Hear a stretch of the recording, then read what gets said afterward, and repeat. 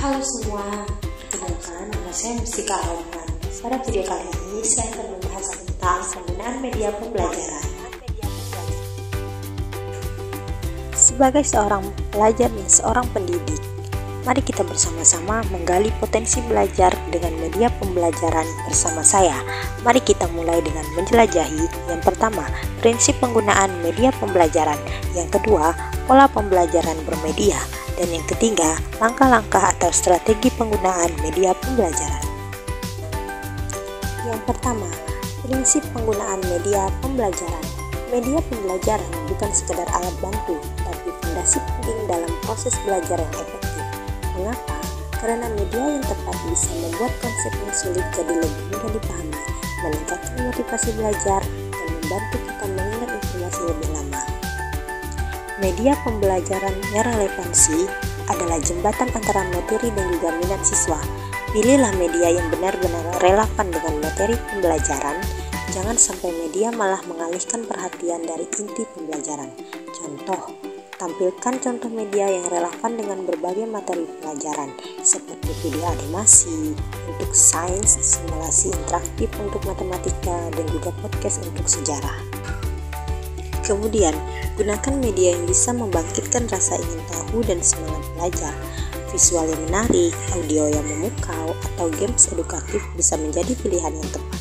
Contoh, tampilkan cuplikan video pembelajaran yang kreatif dan juga interaktif dengan animasi yang lucu, musik yang ceria, atau efek visual yang memukau. Dan yang terakhir, sesuai dengan tujuan pembelajaran. Pastikan media yang digunakan mendukung pencapaian kompetensi yang diharapkan. Jangan sampai kita menggunakan media yang hanya karena terlihat keren tapi tidak memberikan dampak positif pada hasil belajar. Contoh, tampilkan grafik atau diagram yang menunjukkan bagaimana penggunaan media yang tepat bisa meningkatkan hasil belajar siswa. Kita masuk pada poin kedua, pola pembelajaran bermedia. Kombinasi pembelajaran tatap muka dengan pembelajaran online untuk memaksimalkan fleksibilitas dan juga interaksi. Contoh, tampilkan ilustrasi tentang bagaimana blended learning ditetapkan dalam berbagai konteks, seperti siswa belajar di kelas dengan bimbingan guru, lalu melanjutkan belajar di rumah dengan platform online. Ada 3 pola pembelajaran bermedia. Yang pertama, itu ada blended learning. Siswa belajar materi di rumah dengan video atau materi online, lalu menggunakan waktu di kelas untuk diskusi, mengerjakan tugas atau proyek kolaborasi. Kedua, ada private classroom. Pecah materi pembelajaran menjadi unit-unit kecil yang mudah dicerna seperti video pendek, infografis, atau kuis interaktif. Dan yang terakhir itu ada micro learning. Pecah materi pembelajaran menjadi unit-unit kecil yang mudah dicerna seperti video pendek, infografis, atau kuis interaktif juga. Contohnya itu, tampilkan contoh micro learning dalam berbagai format seperti video tutorial singkat, infografis yang menarik, atau kuis interaktif yang menyenangkan. Materi yang ketiga yaitu langkah-langkah atau strategi penggunaan media pembelajaran. Sekarang, mari kita bahas langkah-langkah praktis untuk menggunakan media pembelajaran dengan efektif. Yang pertama, identifikasi kebutuhan. Kita harus kenali dulu siapa yang akan belajar. Tentukan tujuan pembelajaran yang spesifik dan kenali karakteristik siswa, seperti gaya belajar, minat, dan juga tingkat pemahaman. Contoh, tampilkan contoh kuesioner atau survei yang bisa digunakan untuk mengidentifikasi kebutuhan dan karakteristik siswa. Yang kedua, pilih media yang tepat, sesuaikan dengan materi dan juga gaya belajar siswa.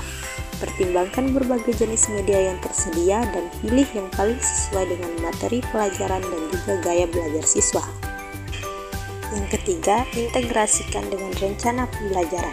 Jadikan media bagian dari proses. Jangan gunakan media hanya sebagai pelengkap, tapi integrasikan secara strategis ke dalam rencana pembelajaran dan komprehensif. Contoh, tampilkan contoh rencana pembelajaran yang mengintegrasikan berbagai jenis media pembelajaran secara efektif. Dan yang terakhir, tentunya evaluasi efektivitas. Ukur dampak media pada hasil belajar siswa. Gunakan berbagai metode evaluasi untuk mengatur apakah media yang digunakan benar-benar membantu siswa mencapai tujuan pembelajarannya. Contoh, tampilkan metode evaluasi seperti kuis, tugas, proyek, atau observasi kelas. Nah, kita sudah sampai di penghujung materi. Itulah panduan lengkap tentang penggunaan media pembelajaran dengan menerapkan prinsip, pola, dan juga strategi yang tepat. Kita bisa mengubah cara belajar dan juga mengajar menjadi lebih efektif, menyenangkan, dan bermakna. Jangan lupa untuk like, comment, dan share video ini ke teman-teman dan kolega kalian ya. Sampai jumpa di video berikutnya. Terima kasih semua.